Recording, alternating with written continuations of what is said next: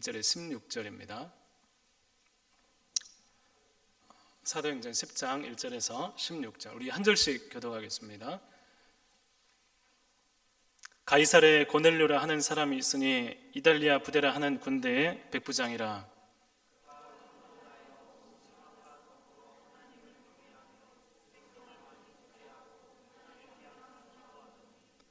하루는 제9시쯤 되어 환상 중에 밝히 보매 하나님의 사자가 들어와 이르되 고넬료야 하니,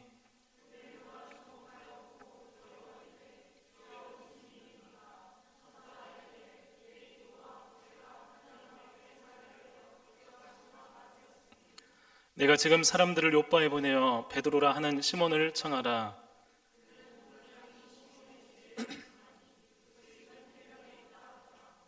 마침 말하던 천사가 떠나매 고넬료가 집안 하인 둘과 부하 가운데 경건한 사람 하나를 불러 이튿날 그들이 길을 가다가 그 성에 가까이 갔을 때에 베드로가 기도하려고 지붕에 올라가니 그 시각은 제6시더라.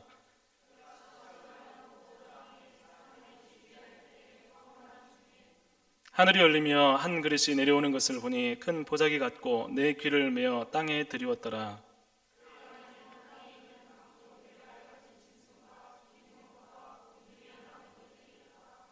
또 소리가 있으되 베드로야 일어나 잡아먹으라 하거늘.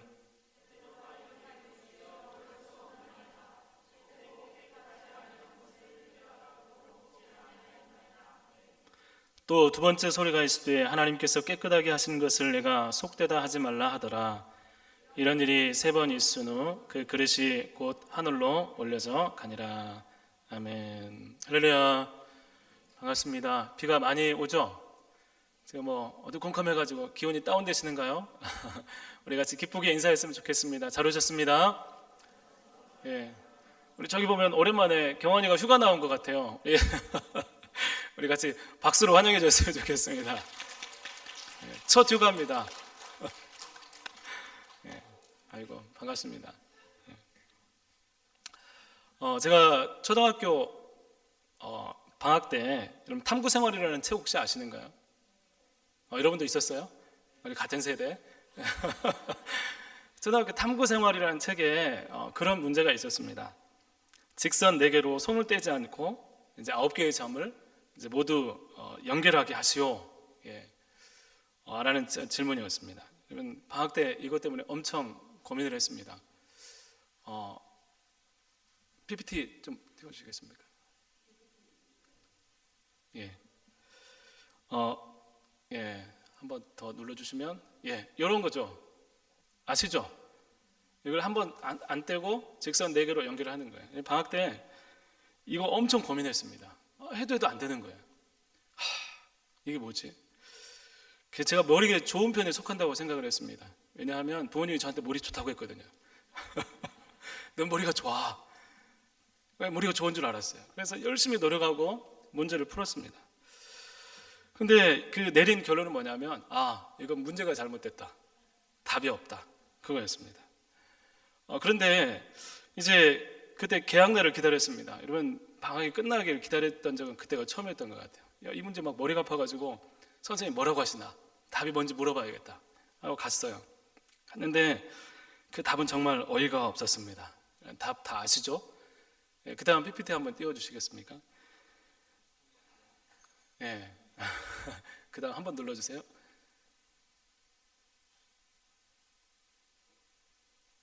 예. 이게 선이 나타나야 되는데 안 나타나네요. 예. 여러분 답을 아시죠? 몰라요? 이럴 수가. 이거 TV에도 많이 나왔었는데. 예, 그 문제가 핵심이 뭐냐면 9개의 점이 있는 이 경계를 벗어나야 된다는 거예요. 그 안에서만 이렇게 하면 답이 안 나와요. 그래서 제가 그 얘기를 듣고 선을 벗어나서 이렇게 하니까 답이 나오더라고요. 제가 그 얘기를 딱 듣고 나서 어이가 없었습니다. 이게 짜증이 났어요. 그럼 말을 해줘야죠. 선을 벗어나도 됩니다. 말을 해줘야 되죠. 그죠? 아닌가요? 그래서 좀 답답했어요. 그런데 그때는 굉장히 어이없었는데 근데 이래라 저래라 말도 없었는데 저 스스로 그 점 안에서, 한계 안에서 막 문제를 풀려고 했던 그 모습들을 이것도 참 말이 안 된다 이런 생각이 들었습니다. 여러분, 그래서 이 문제를 절대로 잊을 수가 없어요. 한계를 벗어나서, 경계를 벗어나서 뭔가를 문제를 푼다는 것, 그때 초등학생이었는데 이럴 수도 있구나 이런 생각이 들었던 것 같습니다.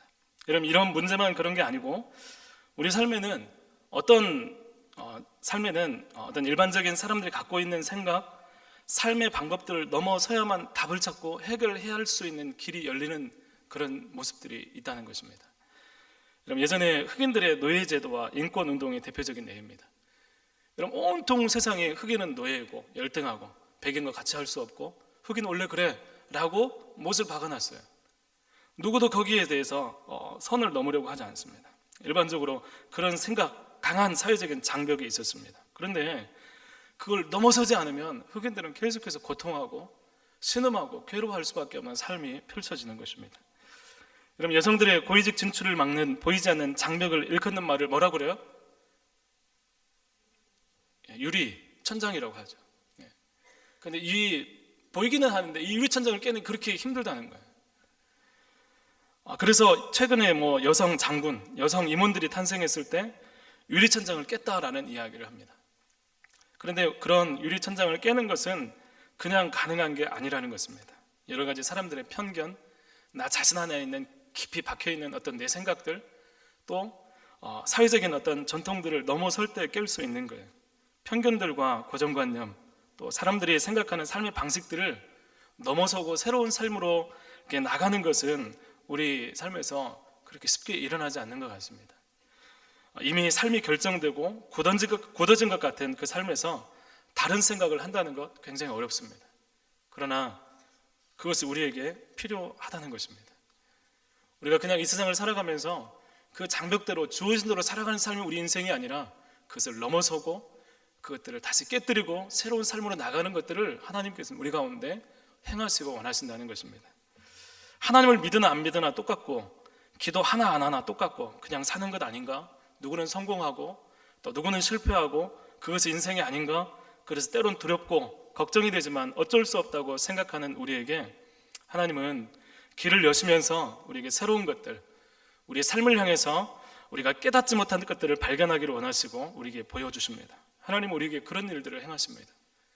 그래서 우리 인생 가운데 내가 굉장히 답답하고 나 혼자서 고민하는 문제들을 하나님께 가지고 나오면 그 일들이 내가 깊게 생각하는 것보다 훨씬 더 쉽게 풀리는 때가 있습니다.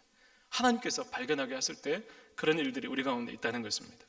그리스도인들은 어떻게 길을 찾아가는가? 바로 하나님이 열어주실 때 가는 것입니다. 오늘 사도행전 10장 말씀은 이방인들에게 복음이 전해지고 성령이 임하게 되는 놀라운 사건이 기록되어 있습니다. 여러분, 이건 놀라운 거예요. 사도행전 10장은 놀라운 장입니다. 아시겠죠? 이런 사도행전 10장은 그동안 이방인들에게 성령이 임했다는 소식이 한 번도 없었는데 이방인에게 성령이 전해졌다는, 성령이 임하게 되었다는 첫 번째 기록입니다. 여러분, 사도행전 1장 8절에서 너희가 땅끝까지 이르러 내 증인이 되리라 이렇게 말씀하셨는데 이제 예루살렘 교회에서 이방 지역으로 복음이 전해지는 그 시작이자 처음 열매가 어디냐면 바로 이 사도행전 10장에 나타난 고넬료라는 사람을 통해서입니다.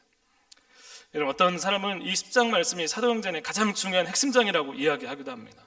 수없이 많은 기적의 장이 있지만 이방인을 향해서 복음이 확장되는 그 사건 너무나 귀하다고 이야기하기도 합니다. 여러분, 이 사건이 아니었으면 우리도 예수님 모르실 수 있어요. 어떻게 복음이 어떻게 전해지고 이런 얘기들이 굉장히 좀 쉽지 않은 이야기이기 때문입니다. 복음이 이방인에게 차별 없이 전해지는 것을 확실하게 분명하게 증언하는 장이고 이 말씀 이후로 이제 11장부터는 이방 지역으로 이제 복음이 전해지고 사도들이 활동하는 내용들이 기록되어 있습니다. 오늘 본문에 고넬료라는 백부장에 관한 이야기가 나옵니다. 고넬료는 로마의 장교이고 하나님을 경외하고 많이 구제하고 항상 기도하는 삶을 살았다라고 말씀하고 있습니다. 그런데 하루는 기도하는데 하나님의 사자가 나타나서 너의 기도와 구제가 하나님께 상달되었다라고 얘기를 하시는 거예요. 말씀을 하시는 거예요. 그리고 나서 이제 그 하나님께서 그를 기억하신 바 되어서 너에게 네가 사람을 보내서 요바에 있는 가죽을 다루는 시몬의 집에 귀가하고 있는 베드로를 불러와라라고 말씀하십니다. 여러분, 왜 베드로를 불러오라고 했을까요? 지금 고넬료는 로마의 장교에다가 사람들의 칭송받고 안정된 삶을 살고 있는데 하나님께서 이 고넬료에게 베드로를 청할 것을 말씀하고 있습니다. 여러분, 베드로가 어떤 사람입니까? 로마 장교하고 이어질 수 없는 그런 끈이 하나도 없는 사람이에요. 그런데 이 고넬료에게 베드로를 청하라고 이야기를 하는 것입니다. 하나님은 사람들에게 인정받고 칭송받지만 그에게 한 가지 예수 그리스도의 복음이 들려지기를 이 고넬료에게 원하셨던 것입니다. 여러분, 너무나 안정적이고 인정받는 백부장이지만 이방인의 한계에 갇혀서 그에게 필요한 것이 복음이라는 것을, 그것을 알지 못하는 이 고넬료에게 너에게 반드시 필요한 것이 있는데 복음이 필요하다라는 것을 이 고넬료가 알기를 원했던 것입니다. 고넬료에게 필요한 것이 복음이었고 부족한 것이 복음이고 그를 채우기 원하십니다. 사랑하는 성도 여러분, 우리 청년 여러분, 우리가 이것들을 볼 수 있고 또 우리도 이것들을 사모했으면 좋겠습니다. 예수 그리스도의 복음이 내게도 다른 사람에게도 어떤 누구에게도 반드시 가장 필요한 것이고, 내가 선행이 있다 할지라도, 내가 육신적으로 많은 좋은 것들이 있다 할지라도, 칭송받는 삶의 부분들이 있다 할지라도 그것이 하나님 앞에 나를 의롭게 될 수 없다는 사실들을 여러분 기억하고 예수 그리스도의 복음을 간절히 사모하고 반드시 있어야 된다고 확인하고 확신했으면 좋겠습니다. 고넬료는 기도 가운데 하나님 말씀을 듣고 자신의 수하들을 요바로 보내게 됩니다. 그런데 문제는 복음을 들고 있는 교회가, 사도들이 이런 이방인들을 향해서 절대로 문을 열지 않고 있다는 데 문제가 있는 거예요. 여러분, 이 당시에 예루살렘 교회는 이방인들을 향해서 복음을 전하는 걸 전혀 생각하지 않고 있었습니다. 예루살렘 교회가 세워지고 수년 동안 이방인을 향해서 복음이 전해지지 않았고 그것을 받아들일 마음도 생각조차 못하고 있습니다. 왜냐하면 이방인들과 함께 교제하고 교류하는 것은 굉장히 불법이고 위험한 일처럼 여겨졌기 때문입니다. 여러분, 유대인들은 이방인들에 대해서 부정하다고 생각하고 함께 할 수 없는 사람들처럼 대했습니다. 사도행전 저 끝부분에 가보면 사도 바울이 복음을 전하다가 예루살렘으로 왔는데 굉장히 막 박해를 당할 때가 있어요. 그 이유가 뭐냐면 이방인들을 성전으로 끌어들였다고 해서 이 바울을 정말 나쁘다, 이 바울을 이렇게 죽어야 된다라고 하면서 바울을 굉장히 핍박했습니다. 그 정도로 유대인들, 이방인들에 대해서 경계하고 선을 긋고 장벽이 있는 그런 관계였습니다.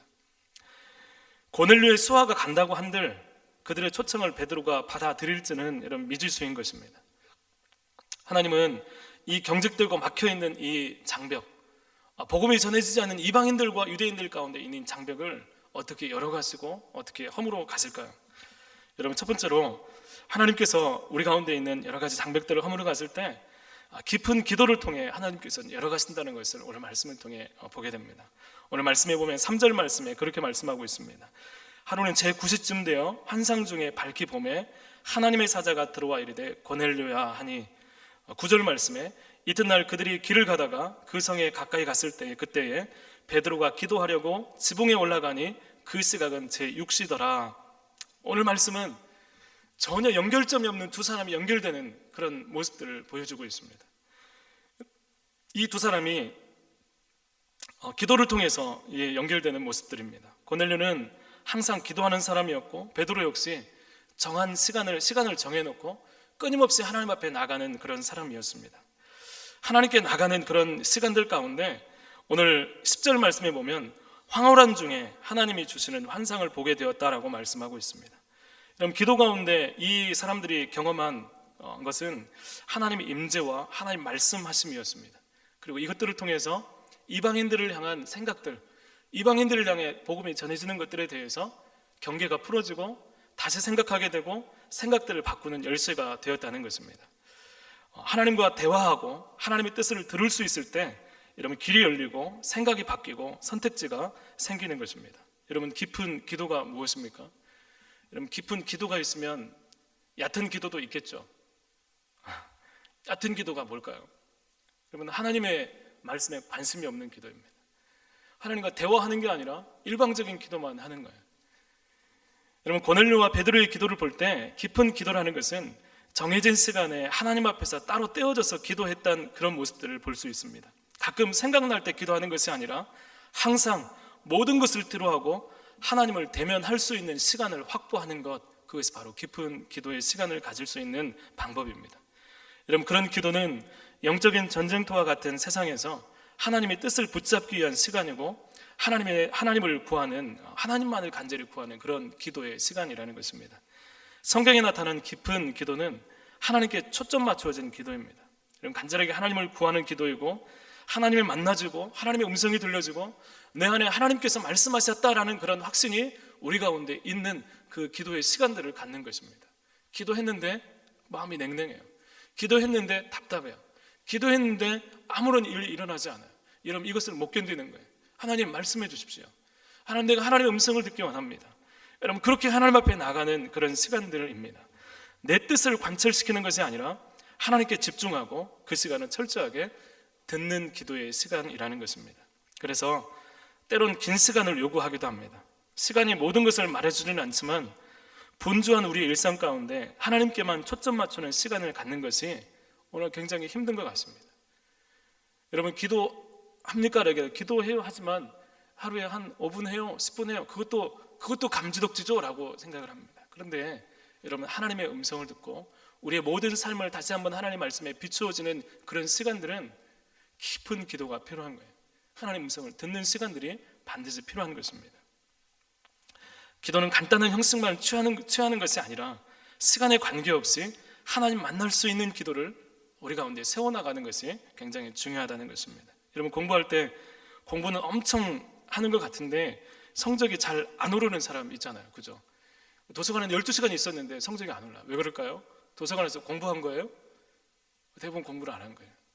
화장실 갔다 왔다가 뭐 먹고 왔다가 또 왔다가 공부해야지 했는데 전화가 오네. 전화 받고 나갔다가. 여러분, 마찬가지입니다. 여러분, 기도의 시간을 오래 한다고 해서 진짜 깊은 기도가 되는 게 아니에요. 진짜 깊은 기도는 어떤 거냐면 진짜 공부를 하는 것처럼 그 시간에 진짜 하나님을 만나는 거예요. 그 시간 진짜 하나님을 대면하는 거예요. 여러분, 이것이 진짜 깊은 기도입니다. 하나님이 만날 때 우리의 한계를 뛰어넘을 수 있습니다. 우리가 하나님을 경험하게 될 때, 하나님 우리 가운데 임재하실 때 우리의 생각하고 있던 경험, 내가 가지고 있던 생각들, 사람들이 굳건하게 세워놨던 어떤 사회적인 어떤 장벽들도 하나님께서 뛰어넘게 하십니다. 하나님께서 우리 가운데 개입하시고 또 우리 가운데 역사하시는 손길들을 경험하게 되는 것입니다. 그것이 우리 영혼을 살리고 중요한 것과 덜 중요한 것을, 또 가야 할 것과 말아야 될 것을, 또 어떤 마음을 가져야 하는지를 하나님께서 말씀해 주는 그런 시간들이 바로 깊은 기도의 시간이라는 것입니다. 하나님 만나는 깊은 기도는 우리의 장벽을 해결하고 길을 보여주십니다. 정말 문제는 우리 앞에 어려움들, 우리 앞에 답답해, 우리 앞에 놓여졌던 상황들, 이 자체보다 더 큰 문제는 뭐냐면 그 가운데 하나님이 안 보이는 거예요. 하나님을 찾을 수 없는 거예요. 기도해도 하나님께서 들으시지 않을 거라는 그런 마음들이 우리 가운데 있는 건, 그게 더 큰 문제라는 것입니다.